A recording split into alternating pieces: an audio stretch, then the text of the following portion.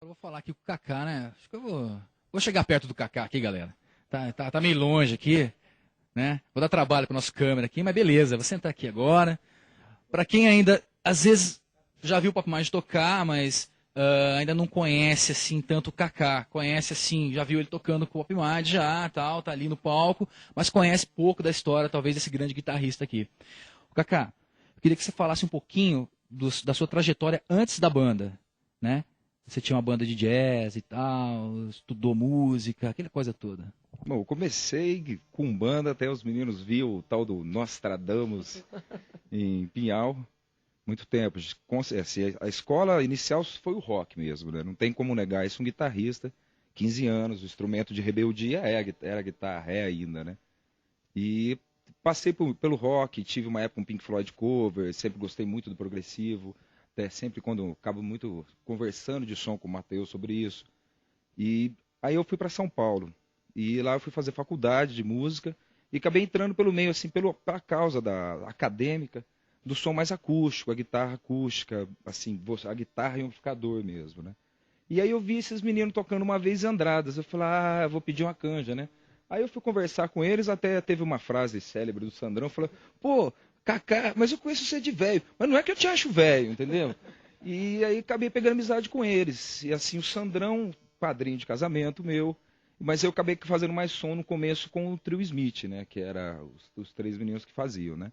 E aconteceu, assim, eu até falava para eles assim, meu final vai ser com vocês, né?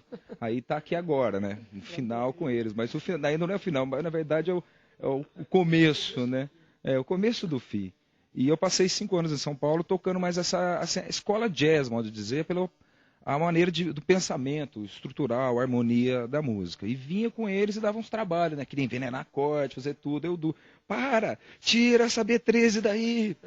E acabei, assim, aprendendo muito com eles. E desde que eu entrei na banda tem alguns meses, sempre assim, acaba somando isso tudo comigo. Cada vez mais, um show, a coisa se encaixa mais com isso. Por exemplo, como o Sandro disse, a maneira principalmente os dois lados rítmicos na banda, que é o Thiago e o Matheus, por eles não ter tido assim, o instrumento de apoio para a harmonia, então eles têm uma maneira de ouvir e pensar. Então sempre quando eu estou tocando, eu estou de olho vendo a rítmica deles.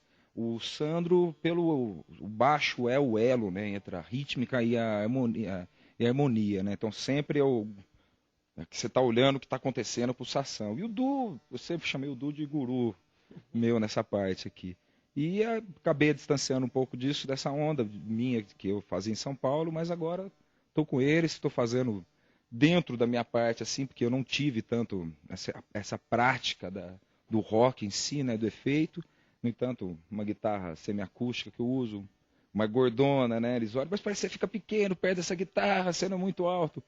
E então sempre procuro assim encaixar minhas coisas de uma maneira que seja, porque não adianta você botar um terno para ir para a praia e nem uma sunga para entrar na formatura. Você tem que saber se dar com a situação que dá. Então sempre eu procuro escutar, vejo quando a gente tem ensaio, essa maneira que eles falam, por exemplo, das composições, das versões das músicas, sempre primeiro eu peço uma opinião deles para depois eu começar a encaixar minha guitarra. Agora eu estou ficando um pouco mais solto com a banda, assim, poder dando um palpite aqui, outra coisa, né? Porque assim, seriam os Talking Heads do interiores, né? As quatro cabeças pensantes aqui, né? Entendeu? David Byrne, com certeza, louco igual, né? Gênio também, não deixo de dizer isso. E tem sido assim bom, em geral, a prática, tá? Como tem sido essa experiência eletroacústica que tem acontecido com a banda, né? O duro é você largar a banda e começar a fazer world music, né? World music? Aí já também, né? A gente já tá... Dá uma de Faustão. Pra galera que tá ouvindo e não sabe o que é B13, não é vitamina. É uma nota na escala musical, entendeu? Depois a gente explica melhor, mas ele quis dizer isso. Ô, Kaká, faz o favor, cara, pega aquela guitarra. Ô, Thiaguinho, mostrar pro pessoal de casa essa maravilha que é essa guitarra Gibson. Ô, Kaká, você só usa ela com a banda ou não? Não, essa daqui eu tinha, são duas guitarras. Eu tenho essa e a clássica Fender Stratocaster, né? E ela é uma semiacústica. A diferença da acústica para semiacústica é que ela é espaço no meio e perdão, pelos lados, e o meio é maciço. A acústica do jazz que eles usam, ela é mais gorda e ela é oval inteira por dentro, né? E essa é uma guitarra que eu tenho um pouco mais assim de segurança pelo tamanho dela, pegada um pouco mais pesada, tal. A Strato, ela já é uma guitarra mais seca, é maciça, e tem coisa que não, como eu disse do térreo da Sunga, eu digo, não tem como você pôr uma Ferrari numa estrada de terra, né? Então você tem que adequar os timbres ao que você usa, mas eu costumo usar mais ela, assim, eu me sinto um pouco mais em casa em termos de pegada com ela. Com essa guitarra. São as duas que eu uso. Essa aqui é uma Gibson 335, 82 e tem uma Strato mais recente. São as duas que eu uso.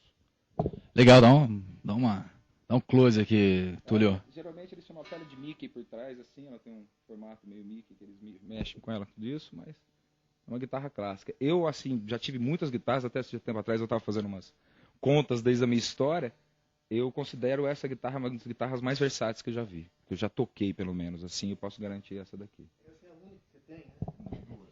Eles tiram porque eles gostam mais da outra. Mas eu gosto mais dessa, então eu tenho assim. Mesmo quando eu falo, nossa, aquela é melhor para fazer, mas de repente eu faço umas birrinhas, eu falo, não vou usar essa com ele. Legal.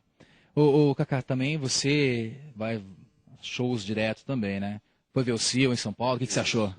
A voz dele não é assim, a fama não nega, né? Muito, a presença dele. Sim, minha esposa vai me matar, mas pena que a esposa dele não veio, né? E a banda não foi o que eu esperava, porque eu conheço o Cio desde o primeiro trabalho dele, até no primeiro disco dele ele teve no Hollywood Rock aqui. O segundo disco, quem gravou a guitarra, por exemplo, foi o Jeff Beck. O baixista é o Tony Levin, que tocou Peter Gabriel, muita gente. E só que a concepção desse último disco dele foi mais eletrônica. Então ele veio com uma banda bem reduzida e o show foi eletrônico. E também foi um evento, sim, né, festa de caras, né, lançamento. Então teve assim um lado mais cara festa dele, assim. Mas a presença dele assim valeu muito a pena ver, muito mesmo, assim, do Cio. Não ia deixar de ver, assim. Valeu a pena demais, velho. Pena que não foi, né? Ainda mais eu esperava o Heitor TP, que era um guitarrista que eu tenho muita referência dele, assim. Ele agora está trabalhando com trilha em Hollywood, os violões de aço do Gladiador, aquele filme, por exemplo, é dele.